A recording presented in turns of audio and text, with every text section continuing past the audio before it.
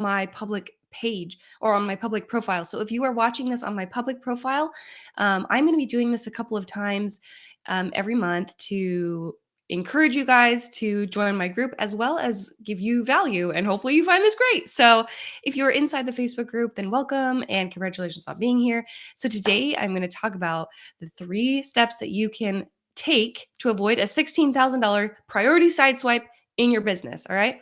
So inside of an organization, there are distractions that pop up, and distractions are extremely expensive.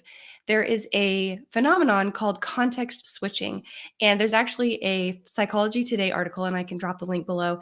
And in this article, it talks about how when we switch from task to task, there's an actual hard cost to our time.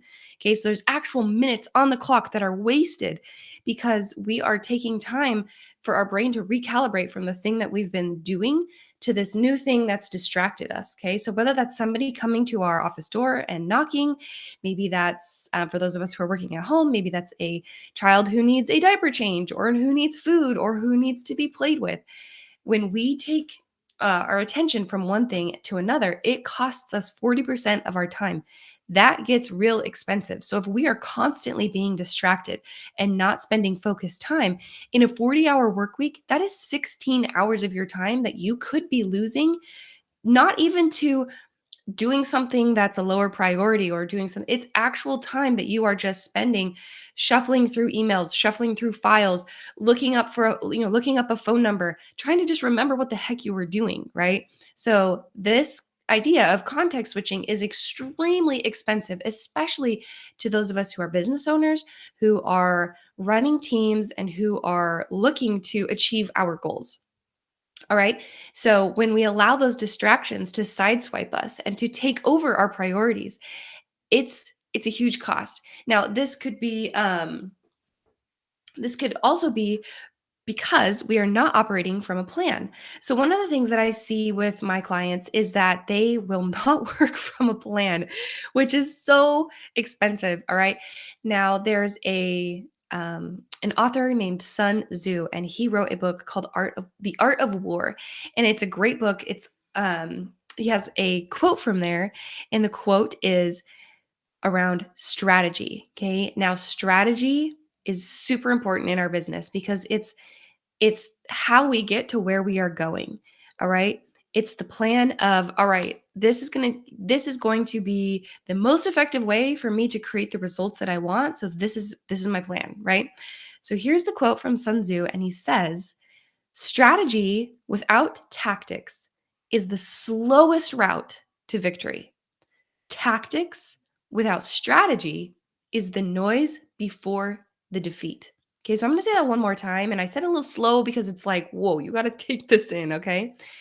Strategy without tactics is the slowest route to victory. So when we have a strategy, that's great. But when we don't have tactics and we're not actually doing the work and we're implementing and we're focused, it's a very slow route to victory. But when we are operating tactically, we are doing all the things. We are bouncing from one thing to another without a plan, without a strategy.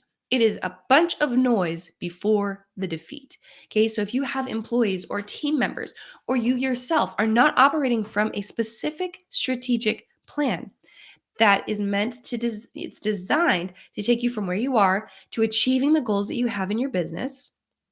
If you're not operating from that plan and you're just reacting and you're saying, you know what, maybe I need to start a podcast. That seems like a good idea. And I should start researching how to do this. Or maybe you walk into work and your employees are not clear about what they need to be doing that day. And they're supposed to be focused on sales, but instead of actually getting on the phone with people, they start looking into software and they have, problems. And so they're getting on chat with service. Like, that is such a huge waste of time. You should not. Maybe those things are necessary. Maybe those tactics are necessary. However, we must put our most important priorities first and we must protect those. Otherwise, it's really going to cost you. Okay. So let's get into how we can solve this problem. Number one is we need to identify, are we getting sideswiped? And if so, where? So this is what I recommend. And you have to trust me on this. And people do this and they get great results from it. But what I want you to do is I want you to track your time or have your employees track their time in 15-minute increments. And I want every single thing in 15-minute increments on your calendar. Okay. And I want you to identify it, you're going to categorize this time. Now, this is what I call the entrepreneur's time card. Sometimes it's been referred to as the entrepreneur scorecard, but essentially there's 4 categories. And this is how it looks on my calendar. There's the lowest end priorities that are the lowest value, and then there's the higher end value. So low value gets $1 sign, $2 signs for medium, $3 signs for medium high, and $4 signs for very high value priorities. Okay. So it makes it really easy to track because all you have to do on your calendar is add a little $1 sign or $4 sign or whatever it is at the very beginning of that 15-minute time block. Okay. You're going to categorize your time into those 4 sections.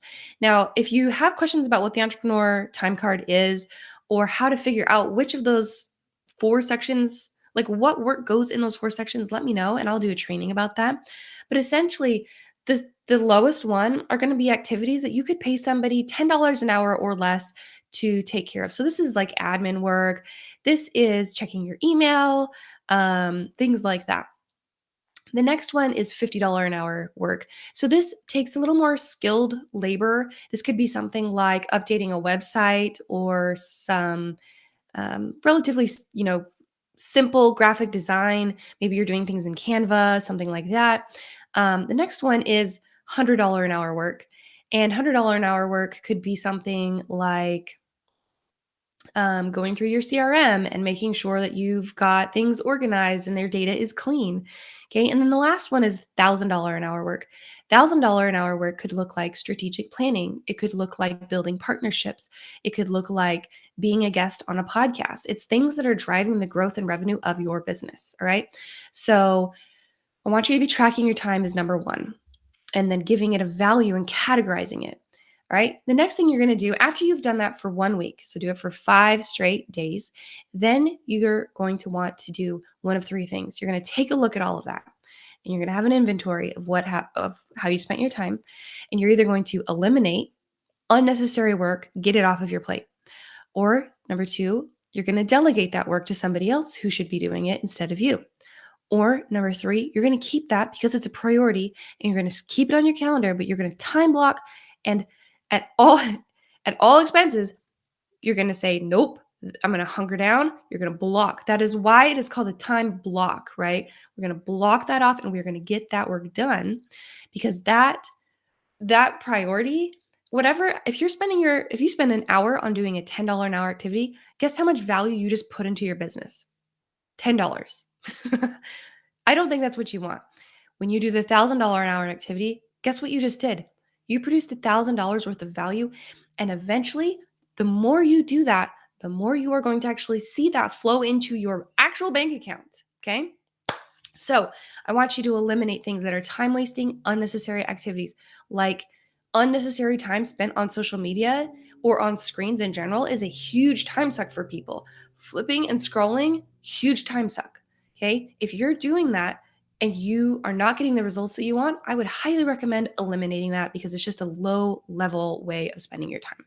Okay. The next way, when you're delegating lower value work, what you're doing is you're saying, look, I could go and do this $1,000 an hour profit producing activity, and I could hire somebody else to check my email, to clean my CRM, to follow up with my leads, to build my website, whatever those things are. You can be hiring people to do lower level work. And that difference is called arbitrage. Okay. Arbitrage is a word I learned in business school. And it's essentially when you can buy something in the same market for a lower price than what you can sell it for. All right. So like if you're on, here's a little fun fact about me.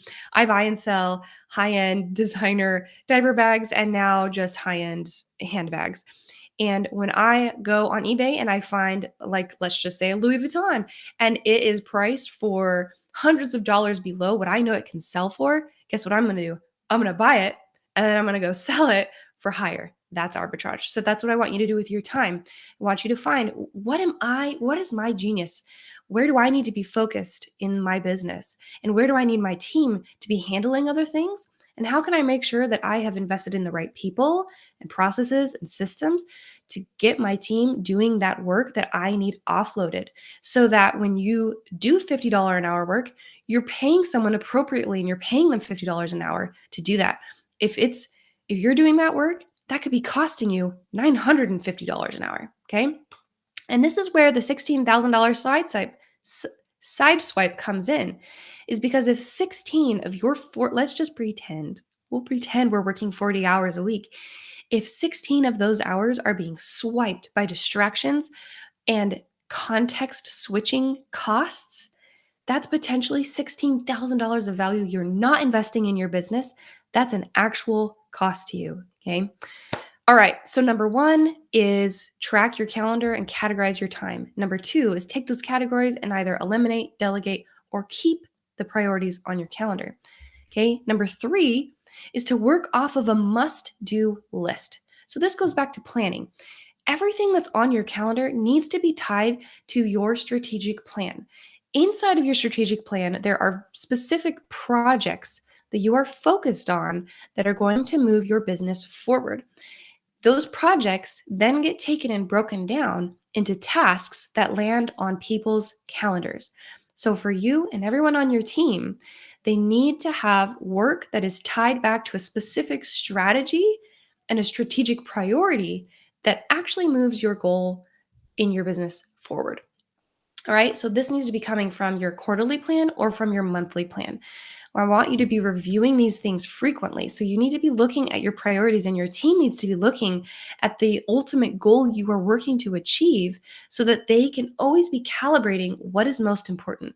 When we get stuck and sucked into the weeds and we spend days at a time or even weeks at a time working on things that are not the highest priority, that are not moving us forward, that really hurts, okay?